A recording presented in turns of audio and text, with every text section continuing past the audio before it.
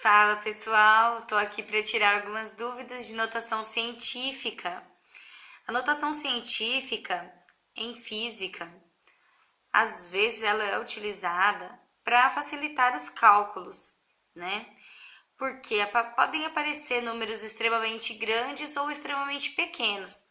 Então, nós utilizamos essa notação para facilitar os cálculos. Ok. Então, se eu tiver um número extremamente grande, eu quiser transformar ele em notação científica, esse número x aqui, ele tem que estar entre o 1 e o 10, sendo que ele pode ser o número 1 ou maior do que 1, porém ele precisa ser menor do que o número 10. Exemplos. O meu número x, ele pode ir do número 1 até o 9,999 infinito. Pode ser decimal, como nos exemplos aqui que eu coloquei para vocês. Porém, o y, ele tem que ser um número inteiro. Ele pode ser negativo ou positivo. Então, esse é o meu y, né, a regrinha para ele, e o meu x, a regrinha para o x. Então, como eu disse, a massa da Lua, ela é extremamente grande, um número grande para ser trabalhado. Então, o que nós fazemos para poder facilitar o nosso cálculo? Transformar esse número em notação científica.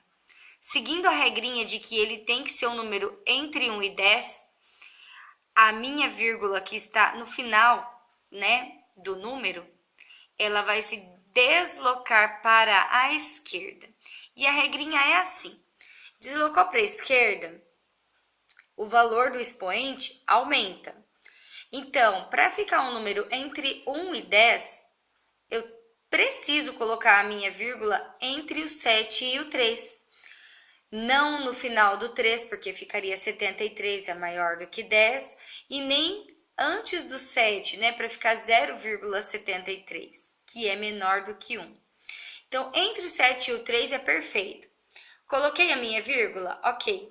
Então, você vai contar daqui, de onde foi colocada a vírgula, até o final do seu número inteiro.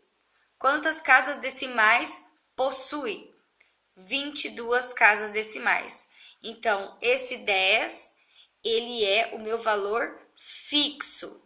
Então, esse número aqui, ele vai variar, né? É o meu valor do x, 7,3 vezes 10, elevado ao número de casas correspondentes, tá? Essa regrinha seria para números extremamente grandes. Agora, o exemplo para um valor pequeno seria do tamanho de um átomo, né? Qual é o tamanho de um átomo? Ele é tão pequeno que podemos alinhar 10 milhões de átomos sobre 1 milímetro. Então, veja bem, ali eu coloquei na setinha o valor, né, do comprimento de um átomo em metros, tá? Depois, não é viável trabalhar com esse número, né, em química, então a gente transforma em notação. Então, para seguir a regra, essa vírgula, ela tem que se deslocar agora para a direita, chegando até o final do número 1. Pode ser 1,0? Pode. É a mesma coisa, significa a mesma coisa. Então, 1 é o meu valor do x, vezes 10, que é o meu padrão, é o meu valor fixo, não muda, elevado ao número de casas agora, que eu andei desde essa vírgula aqui, então, começando desse primeiro zero, até o final do meu número decimal. Então, são 10 casas. Então, se eu andei para a direita, o número diminui. Então, meu expoente é negativo, ok? Bom, essa parte aqui é para a gente relembrar as propriedades, né, de divisão e multiplicação. Então, quando eu tenho uma divisão com números em notação científica, eu preciso resolver e deixar em um valor só. Então, o que eu faço aqui? Primeiro, eu divido os números, né, que eu circulei aqui de vermelho. Divido 5 por 2, que deu meu 2,5.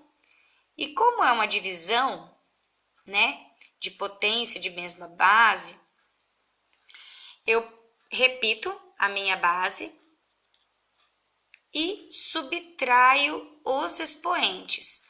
Então, aqui pode ter alguma pegadinha, né? O aluno faz menos 2 e menos 3, e aí o resultado menos 5. Não, é menos 2 menos da divisão o valor do menos 3.